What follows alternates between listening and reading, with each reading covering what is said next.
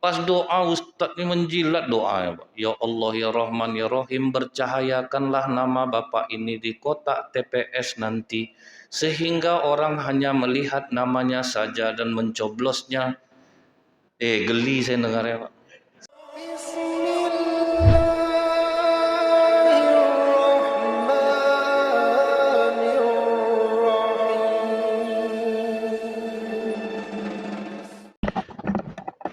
Bismillahirrahmanirrahim. Assalamualaikum warahmatullahi wabarakatuh. Alhamdulillahilladzi wa huwal ghafurul wadud dzul arsyil majid fa'alu liman yurid. Asyhadu an la ilaha illallah wahdahu la syarikalah wa asyhadu anna Muhammadan abduhu wa rasuluh. Allahumma shalli wa sallim wa barik ala hadzal nabiyil karim wa ala alihi wa sahbihi ajmain. Yang saya hormati Bapak Ketua Masjid beserta pengurus, yang saya hormati alim ulama, tokoh masyarakat, cerdik pandai, Bapak Ibu, orang-orang tua saya, hadirin hadirat yang semoga kita semua senantiasa dirahmati oleh Allah. Tidak bosan-bosannya kita selalu mengawali dengan ucapan Alhamdulillahirabbil alamin, bersyukur kita kepada Allah. Allah masih berikan Bapak Ibu kekuatan iman, walaupun mungkin banyak kesibukan, tapi tetap duduk menjelang waktu Isya.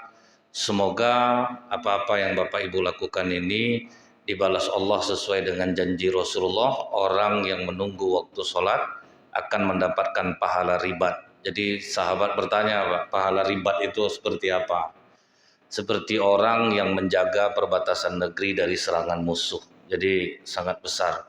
Menunggu waktu sholat, belum lagi kita isi dengan majelis ilmu pula menunggunya.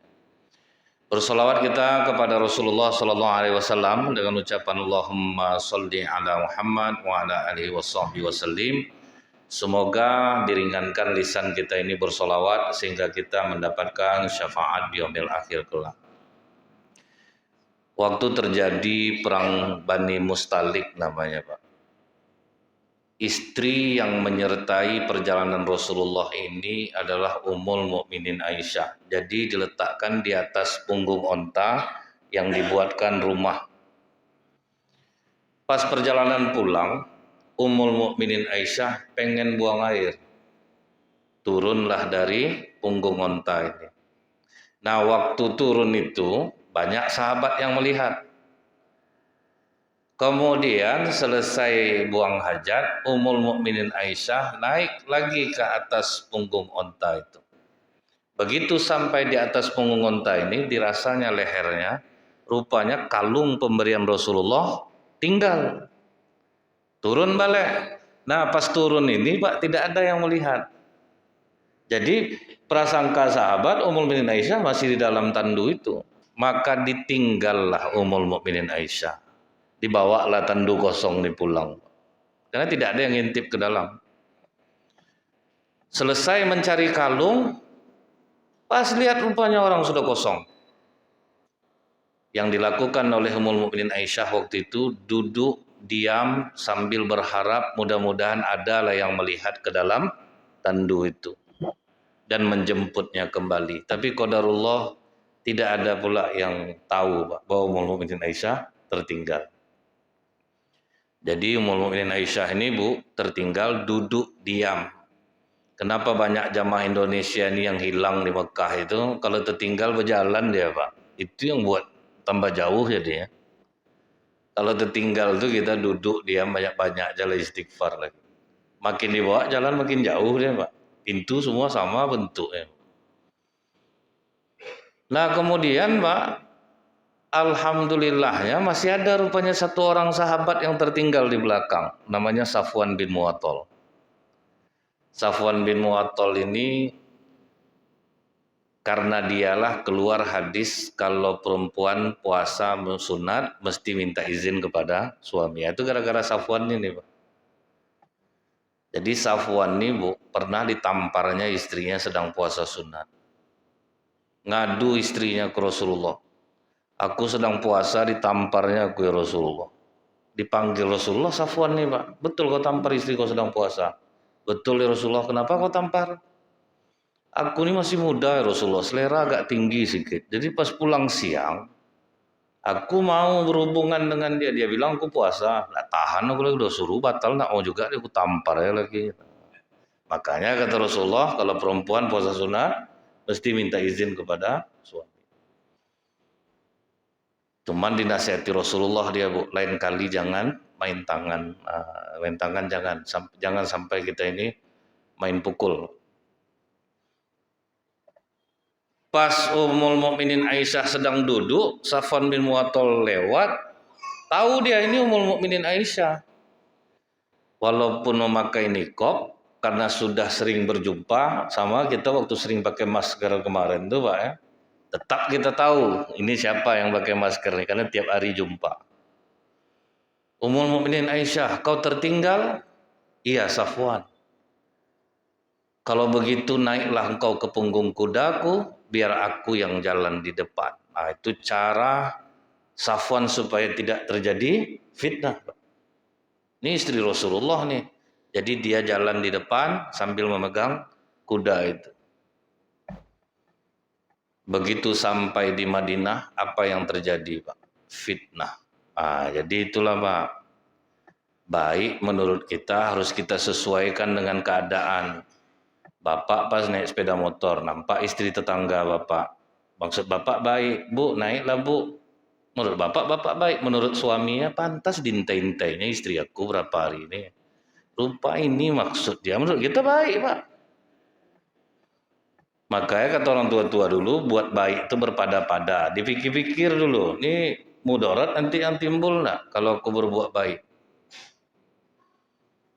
Macam dulu ingat saya bu ya, waktu rumah di Limbungan, alhamdulillahnya air sumur kita itu kan di Rumbai susah orang dapat air bersih nih Pak.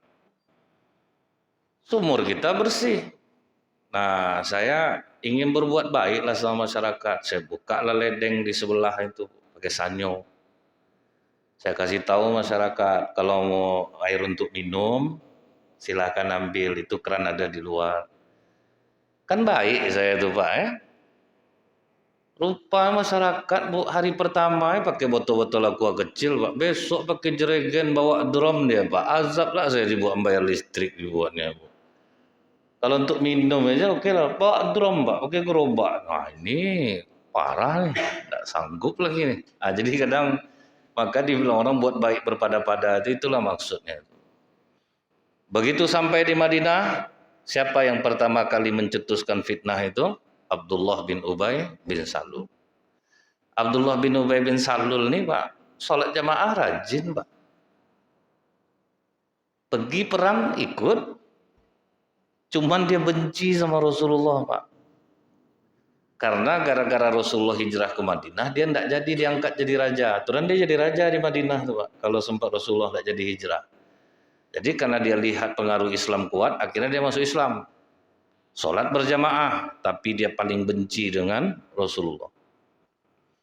Itulah yang dia katakan, aku sebetulnya curiga juga nengok Aisyah nih. Waktu dia turun pertama kali itu kan janjian dia sama Safwan tuh. Setelah itu naik dia, masih nampak kita. Pas kita lengah, langsung turun dia balik. Aku udah terbaca, si Aisyah ini memang suka sama Safwan. Itu. Akhirnya mulailah menyebar fitnah itu di Madinah. Aisyah selingkuh dengan Safwan.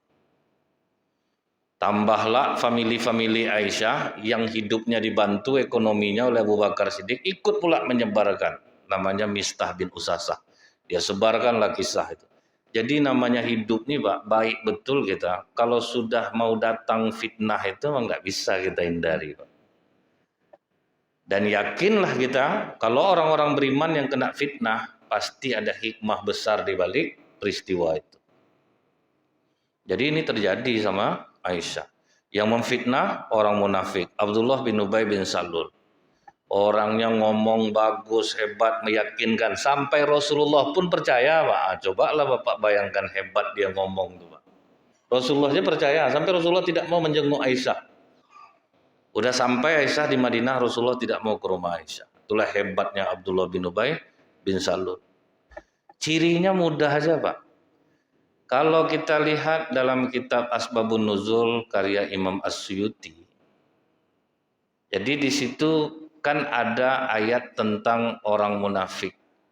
Itu sebetulnya menceritakan tentang Abdullah bin Ubay bin Salul. Wa idza laqul ladzina amanu qalu amanna wa idza khalau ila syayatinihim qalu inna ma'akum innama nahnu mustahzi'un. Kalau di depan mereka katakan kita beriman, di belakang mereka kita kembali kepada setan-setan mereka, maka aku hanyalah berolok-olok. Ayat ini untuk Abdullah bin Ubay bin Salul. Jadi dia kalau jumpa sama Abu Bakar Siddiq, Pak, Masya Allah, seorang teman akrab Rasulullah, pembela Islam, mengawankan Rasulullah di dalam gua Sur, berkorban dengan jiwa dan raga. Hai Umar, Al-Faruq, sang pembeda. Jadi kan ada Bapak cirinya tuh Pak. Diangke-angkenya Bapak kalau ngomong sama dia. Onde, Pak Haji inilah Pak Haji. Kalau tidak ada Pak Haji donatur di masjid ini Pak Haji entah lah. Ini ibu nih betul-betul dahsyat pertama. Kalau udah macam itu orang ngomong sama Bapak, ingat aja kajian nih Pak. Ini Abdullah bin Ubay bin Salul nih. Diambung-ambungnya Bapak kalau ngomong, Masya Allah Pak Haji. Waduh. Kalau Pak Haji ini sedang terkentut makan Bu ya, minta maaf saya Pak, saya terkentut. Enggak apa-apa Pak Haji, kentut Pak Haji enggaklah busuk Pak Haji. Padahal pahit baunya Pak. Pak Haji inilah harus tahu Pak Haji, kentut ini nih di rumah sakit orang habis operasi Pak Haji. Nunggu kentut ini baru boleh makan dia. Wah, ini dia ya. Tapi coba orang miskin yang kentut Bu. Maaf Pak, saya terkentut otak, kau enggak ada. Kau orang makan kentut, kau beda perlakuan tuh Pak. Nah. Jadi kalau ada orang minta sumbangan ke Bapak, Pak Haji ini kemain, ingat aja lah kajian nih Pak. Itu ciri-ciri orang munafik. Suka melambung-lambung orang di luar batas kewajaran. Nah, itu. Dia bukan tak boleh kita memuji dalam misalnya Pak. Pujilah orang sesuai dengan apa yang ada pada dirinya. Janganlah sampai berlebih-lebihan. Saya ingat dulu Bu ya, ceramah di rumah caleg. Jadi saya ceramah, ada ustadz yang tukang doanya lain lah Pak. Nah, jadi lain lah doa yang tukang doa, saya tukang ceramah, ustadz itu tukang doa. Ceramah saya normal-normal aja. Pas doa ustadz ini menjilat doanya Pak. Ya Allah ya Rahman ya Rahim, bercahayakanlah nama Bapak ini di kotak TPS nanti, sehingga orang hanya melihat namanya saja dan mencoblosnya. Geli saya dengarnya Pak. Sampai saya bilang sama dia, berapa betul amplop nih Tat, macam itu betul isi doa. Biasanya lah. Saya yakin caleg itu pun geli juga dia tuh Pak kan. Jadi kadang orang-orang macam Abdullah bin Ubay bin Salul nih sampai sekarang tuh masih ada. Rajin sholat tapi tukang fitnahnya tinggi Pak. Dia kadang macam ini, Pak, saya bukan menjelekkan orang nih Pak ya. Pak apa nih ngomong kemarin. Saya kan tidak enak juga. Saya dekat sama Bapak. Itu ciri-ciri Abdullah bin Ubay bin Salul Pak. Diadu-adunya pengurus masjid nih Pak. Aku kena dekat sama bang. Itu tidak bisa macam itu tuh Bang. Aku, inilah kayak itu ciri-ciri Pak. Ini Abdullah bin Ubay bin Salul. Dalam Islam ini Bu, kalau ada orang menyampaikan berita buruk ke kita, ada dua sikap kita. Yang pertama, peluruskan apa yang dia bilang. Misal Ustadz dibilang orang gini-gini Ustadz, mungkin aja betul orang itu, insya Allah saya akan robah lah. Itu cara satu tuh Pak. Cara kedua, suruh dia pergi. Kalau kau punya berita buruk tentang aku, simpan aja. Tidak perlu kau sampaikan ke aku. Karena aku masih ingin berkawan baik dengan orang itu. Itu Pak. Kadang kita pelihara orang macam ini deh. Untunglah kau bilang, aku syukur betul kau dekat sama aku. Jadi tahu aku informasi tentang aku. Kita pelihara orang macam ini Pak. Jadi itulah Bu, disebarkan ya. Sampai Ummul Mukminin Aisyah pun heran Pak. Kok tidak ada Rasulullah menjenguk aku? Berita sudah semakin kuat menyebar. Jadi jangan dikira di zaman Rasulullah itu tidak ada netizennya Pak. Lebih parah netizen lagi Pak. Langsung berhadapan lagi, nampak lagi orangnya Pak kan. Pas datang Ibunda Mistah bin Usasah ini bertamu ke rumah Ummul Mukminin Aisyah. Dia latah, Pak. Pas dia tertungkup langsung terucap sama dia, celaka Mistah. Marah Aisyah. Bu, Mistah itu ahli Badar. Orang yang dimuliakan oleh Allah. Kenapa kau bilang celaka? Maaf Ummul Mukminin, kau mungkin tidak tahu. Mistah ikut pula menyebar masalah tentang kau. Masalah apa? Masa kau tidak tahu udah tersebar di Madinah ini kau selingkuh dengan Safwan? Menangis Ummul Mukminin Aisyah mendengar ya Pak. Dia dituduh melakukan perbuatan sekeji itu. Pantas Rasulullah tidak pernah menjengukku. Siapa yang menyebarkannya? Abdullah bin Ubay bin Salul. Ummul Mukminin Aisyah bagaimana sikapnya Pak? Langsung dia pergi menemui Rasulullah. Ya Rasulullah, izinkan aku pulang ke rumah orang tuaku. Diantarlah pulang oleh Rasulullah. Tetaplah kau bertahan di sini Aisyah sampai masalah ini diselesaikan oleh Allah. Karena Rasulullah itu bertindak bukan berdasarkan hawa nafsu. Dipanggillah oleh Rasulullah dua orang sahabat. Ali bin Abi Thalib karamallahu wajhah dengan Abdullah bin Rawahah radhiyallahu anhu. Menurut kalian berdua, istri aku ini selingkuh. Kata Ali, tidak mungkin ya Rasulullah. Aisyah itu orang baik. Tidak mungkin dia melakukan perbuatan keji itu.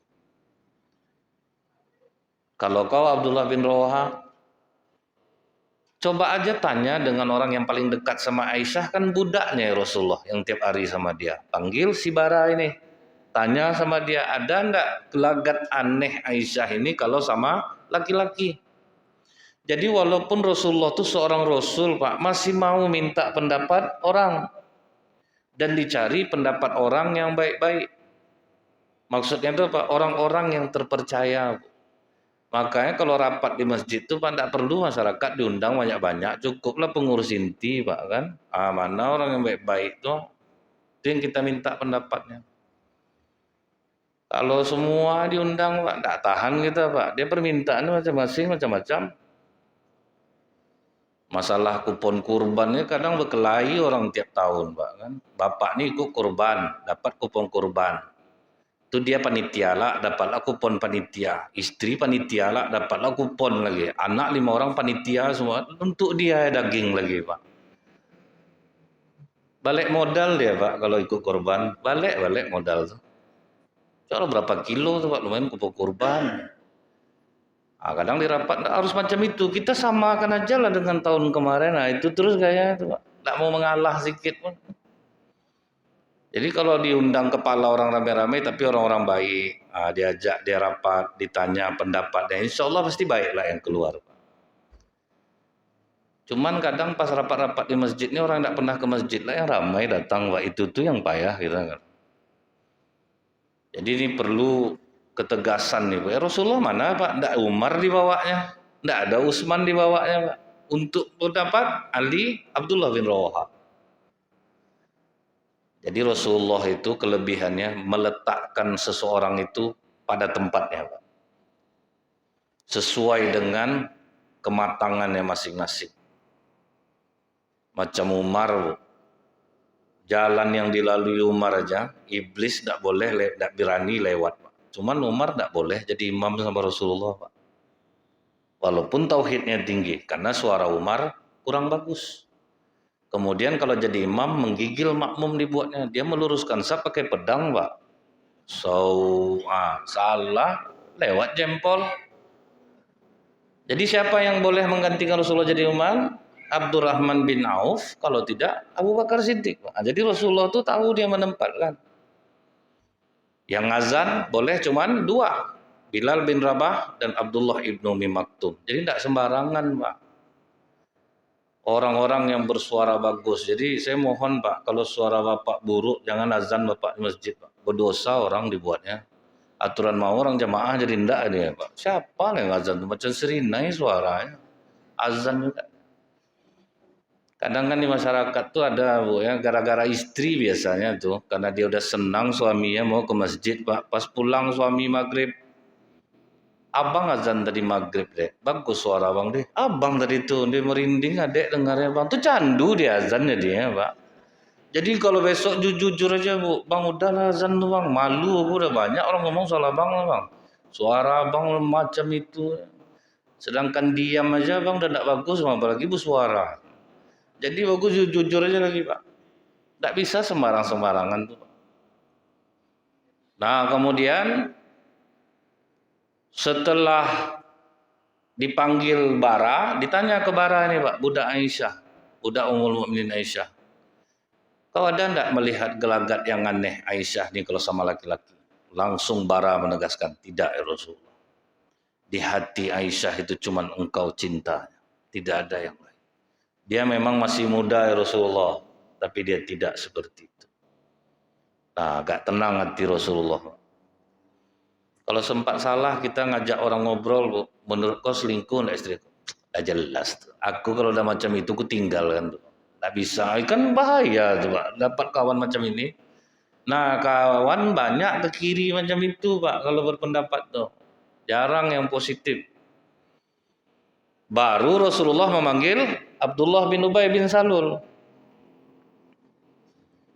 Kau punya saksi enggak menuduh istri aku selingkuh? Waktu itu belum turun surah An-Nur lagi Bu, yang menerangkan kalau nuduh orang berzina mesti ada 4 orang saksi yang menyaksikan masuknya kelamin laki-laki ke dalam kelamin perempuan. Berat enggak syaratnya itu Pak? Jadi jangan asal nuduh orang berzina Bu.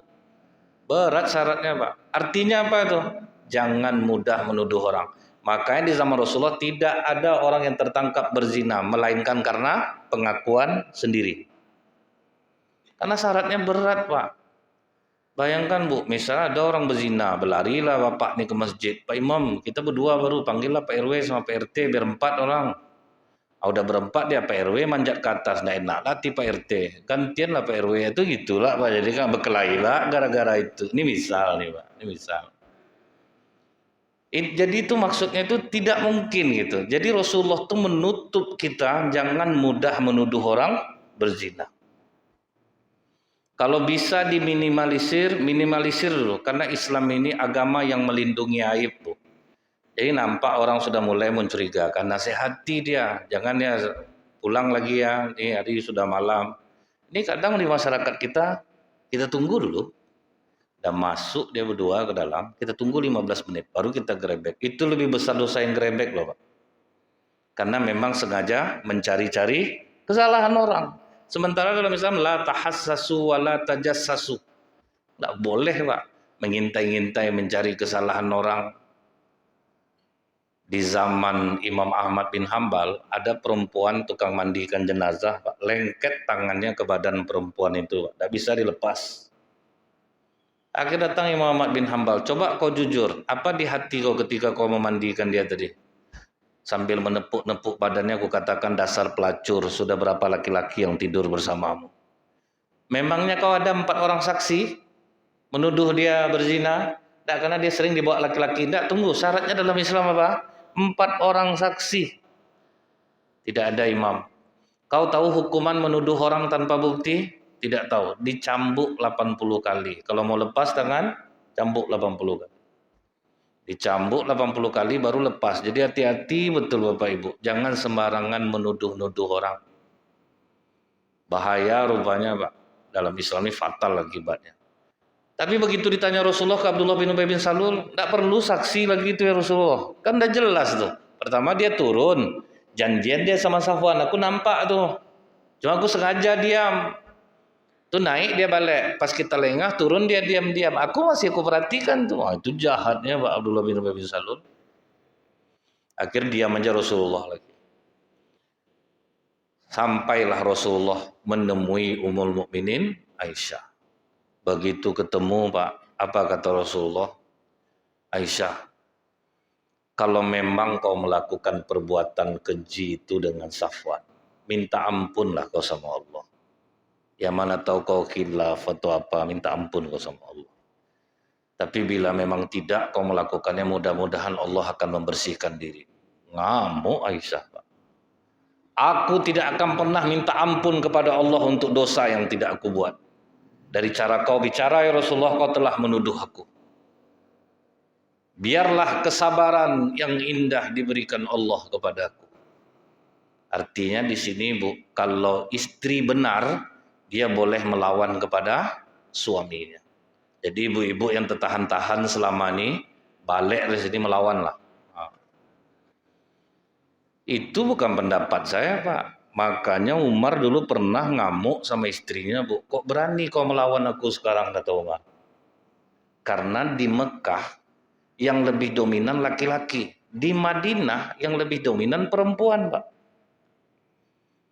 Jadi waktu itu Umar dilawan oleh istrinya, kaget juga Umar, kok berani kau melawan? Kata istrinya, coba kau tanya sama anak kau sendiri ya Hafsah, kan istri Rasulullah tuh. Pernah enggak dia melawan ke Rasulullah? Jadi istri Rasulullah tuh melawan juga ke Rasulullah. Coba kau tanya. Pergi Umar ke rumah Hafsah. Kali dia pernah melawan Rasulullah. Sampai tidur di masjid Rasulullah kami buat. Baru sejak itu Umar enggak masalah lagi dia mau istrinya Bu. Jadi Umar tuh kalau kena marah sama istrinya diam dia Pak. Enggak mau lawan. Jadi Bu, tertahan selama ini Bu, lawan Pak. Kalau ibu betul ya Bu ya. Jadi jangan dikira Pak, istri itu semua melawan itu salah. Jangan sampai dikira sedikit istri membentak, melawan nih. Tidak boleh nih. Jadi setelah Aisyah ngomong seperti itu, tiba-tiba berkeringat Rasulullah. Menggigil tubuhnya. Bukan karena emosi. Turunlah surat An-Nur ayat 11. Nah ini yang saya sampaikan ini Bu, bukan dongeng dari awal tadi Bu. Ini asbabun nuzul turunnya surat An-Nur ayat 11. Bismillahirrahmanirrahim. Innalladzina ja'u bil ifki usbatum minkum la tahsabuhu syarral lakum bal huwa khairul lakum. Sesungguhnya yang menyebarkan berita bohong ini Muhammad adalah dari kalangan kamu juga. Ini tidak buruk bagimu Muhammad, ini baik bagimu. Maksudnya apa Bu? Akhirnya Rasulullah tahu bahwa tidak semua orang yang di dekat dia itu suka sama beliau. Macam itu juga kita Pak, di masjid itu pun berlaku. Tidak semua orang yang dekat kita suka dengan kita Pak. Cuman ada yang dia diam, ada yang jadi penghasut. Itu memang itulah jadinya Pak. Jadi kita bisa waspada Bu, belajar dari kejadian Rasulullah ini. Begitu sudah diturunkan Allah ayat ini, ngamuk Umar bin Khattab Pak. Ya Rasulullah, tidak sekali Abdullah bin Ubay bin Salul ini bikin onar di tengah-tengah kita. Kalau boleh ikut saran aku ya Rasulullah, perintahkan Abad bin Bisir untuk memenggal kepalanya. Apa kata Rasulullah? Fakaifa Umar idza tahaddasan nas anna Muhammad yaqtuluna asbah. Jangan Umar, nanti orang mengira Muhammad telah membunuh sahabatnya. Masih dianggap sahabat. Itulah akhlak Rasulullah yang mulia itu ya Bu ya. Udah macam itu orang membuatnya Pak mau hancur rumah tangganya. Tapi Rasulullah jangan Umar. Tersebarlah di Madinah bahwa Abdullah bin Ubay bin Salul ini mau dipancung. Datang anaknya menghadap Rasulullah Pak. Nama anaknya Abdullah juga. Ya Rasulullah, aku telah mendengar bahwa engkau akan memerintahkan Abad bin Bisir untuk memenggal kepala ayahku. Perlu kau ketahui ya Rasulullah, tidak ada di suku Aus dan Khazraj ini yang lebih berbakti kepada orang tuanya melainkan aku. Kalau aku mendengar ayahku dipenggal oleh seorang Abad bin Bisir, maka aku akan memenggal pula kepala Abad bin Bisir. Sehingga aku telah membunuh seorang muslim demi membela seorang munafik seperti ayahku. Kalau kau berkenan ya Rasulullah, izinkan aku, anak kandungnya sendiri, yang akan memenggal kepala ayahku. Jangan suruh orang lain. Dia setia sama Rasulullah Pak. Tidak usah suruh orang lain ya Rasulullah. Kalau orang lain disuruh nanti emosi aku. Bapak aku dibunuh orang. Aku bunuh orang itu. Jadinya aku membunuh seorang muslim demi membela seorang munafik. Izinkan aku anak kandung yang memenggal kepala. Kata Rasulullah jangan. Biarkan ayahmu hidup bersama kita, dia tetap aman.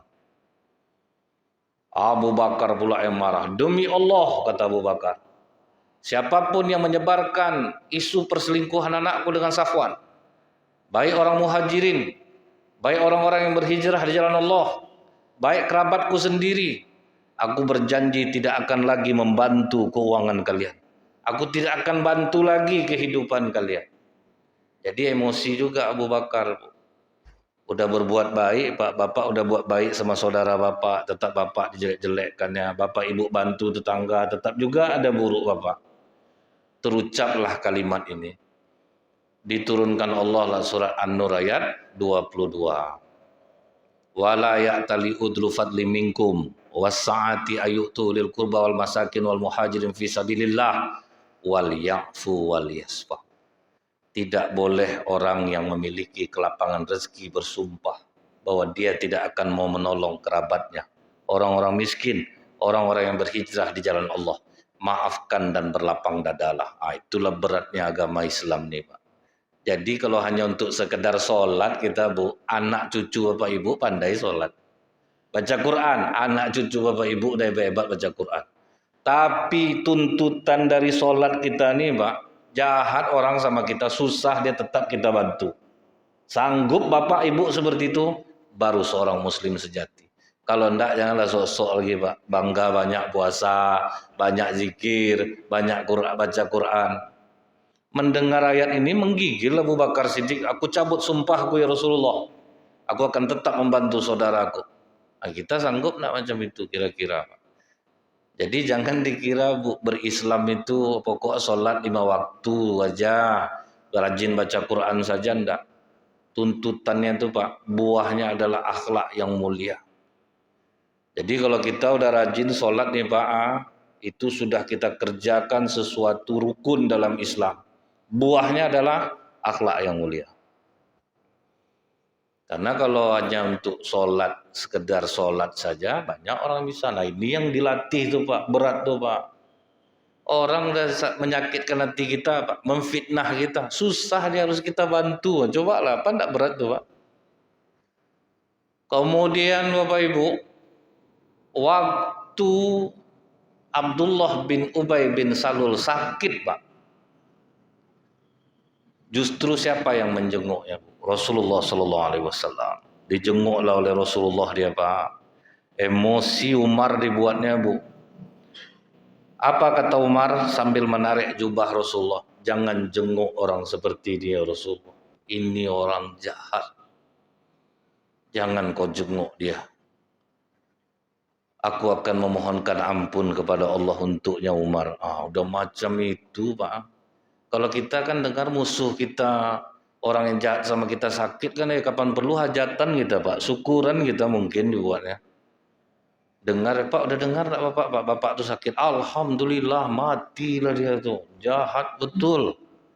Rasulullah enggak Bu. Aku ingin memohonkan ampun kepada Allah untuknya Umar. Dibacakan Umar lah surat At-Taubah ayat 80 Pak. Istaghfir lahum aw la tastaghfir lahum. In tastaghfir lahum sab'ina maratan fayala yaghfirallahu lahum. Sama saja bagimu Muhammad, kamu mohonkan ampun atau tidak untuknya, walaupun 70 kali kamu mohonkan ampun, Allah tidak akan mengampuni. Apa jawaban Rasulullah Pak? Di ayat itu kan dibatasi 70 kali Umar. Biarlah aku doakan dia 71 kali. Ya, bisa enggak? Buahnya itu ngeri bukan? Luar biasa akhlak Rasulullah tuh. Tapi apakah Umar salah? Ternyata tidak Pak. Jadi di sini nih Bu, kalau ada orang yang tidak mau menjenguk orang sakit karena dia jahat, belum tentulah dia salah dalam Islam lagi Pak. Tidak mau menyolatkan orang jahat, belum tentulah dia salah lagi. Akhlak Rasulullah itu memang mulia. Meninggal Abdullah bin Ubay bin Salul, dimandikan, dikafani, disolatkan oleh Rasulullah, diantar ke kuburnya Pak. Begitu Rasulullah sampai di kuburnya, marahlah Allah kepada Rasulullah Sallallahu Alaihi Wasallam melalui surat At-Taubah ayat 84 Pak. Wala tusalli ala ahadim mata abada wala taqum ala qabrihi innahum kafaru billahi wa rasulihi wa matu wa hum fasikun. Dan janganlah engkau Muhammad melaksanakan solat untuk salah seorang di antara mereka selama-lamanya, janganlah kau berdiri dan berdoa di kuburnya. Jadi rupanya Bu, untuk Rasulullah marah Allah, nggak boleh. Jadi di sini timbul dua hal Bu. Orang yang berakhlak baik mau tetap jenguk, boleh. Orang yang memilih sikap seperti Umar juga tidak salah. Cuman kan tidak ada pula lah orang rasa sejahat Abdullah bin Ubay bin Salul nih Pak. Nah, itu pula dia. Sejahat-jahat orang munafik sekarang ini belum tentu dia sejahat Abdullah bin Ubay bin Salul. Jadi Rasulullah itu Bu, fair dia. Kalau memang ayatnya memang seperti itu, Rasulullah tidak menyembunyikan ayat ini Pak. Begitulah sifat pemaaf Rasulullah. Nah, inilah yang menyebabkan Rasulullah itu sehat walafiat, sesibuk apapun, seletih apapun, hanya menjelang kematian beliau merasakan sakit. Apa sebab Bu? Tahun 2008 di Virginia Commonwealth University mereka mengadakan penelitian kenapa umat Islam itu dianjurkan menjadi orang yang pemaaf. Sampai ada jurnal yang berjudul News Forgiveness Research Looks at its Effect on Others. Apa dampak memaafkan bagi kesehatan? Rupanya dahsyat Pak. Apa kata dokter Bu ya, kalau orang sakit masuk ke ruangan dokter di Amerika, nanti dipasangkan alat di kepala kita namanya tomografi emisi positron. Ditengok dokter tuh nanti di layar, hormon apa yang paling dominan di kepala Bapak. Kalau hormon kortisol dan adrenalin, dokter langsung nembak, Bapak ada sakit hati ya sama orang. Ah itu Pak, ketahuan langsung Bu. Orang-orang pendendam, busuk hati, iri hati, ketahuan langsung tuh Pak. Hormon apa yang paling banyak di kepalanya. Jadi itu tidak bisa dipungkiri Bu. Kemudian orang yang lempang aja, dimarahi orang, tidak masuk hati, dihina, direndahkan, difitnah orang, santai dia. Maka di kepalanya akan keluar pula dua hormon, namanya serotonin dan endorfin. Itu kekuatannya 100 kali lipat morfin. Bapak tidak diterima orang pendapat Bapak, santai. Dihina orang santai, tidak ada masuk-masuk hati Pak. Itu tuh Bu ya, makanya orang gila tuh jarang sakit karena inilah Pak. Hormon dua ini banyak di kepalanya. Orang gila tuh Pak, Bapak hina dia santai dia Pak. Tidak ada masalah sama dia. Makanya pas COVID kemarin tidak satu orang gila pun yang kena COVID Pak. Tidak ada Bu, kenapa hormon bahagianya banyak Pak.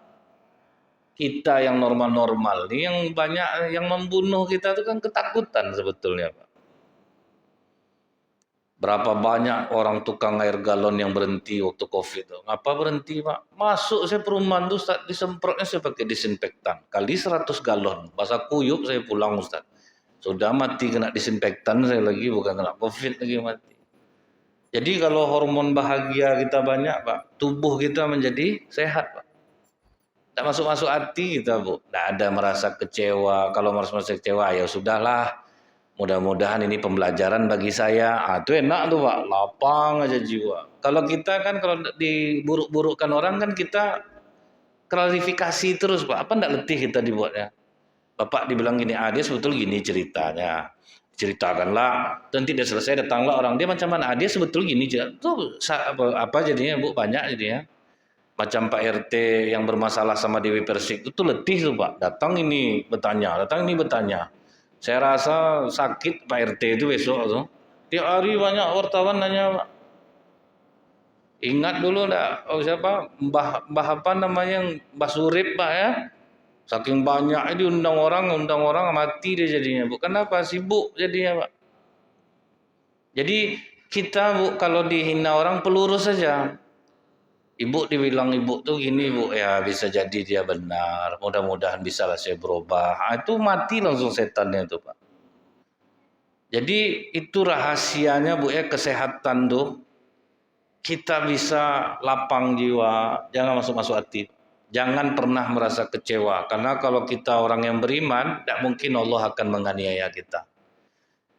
Tapi bagi orang-orang yang mau belajar dari kesalahannya Pak, sama orang bilang Bu ya, saya udah rajin sholat Pak.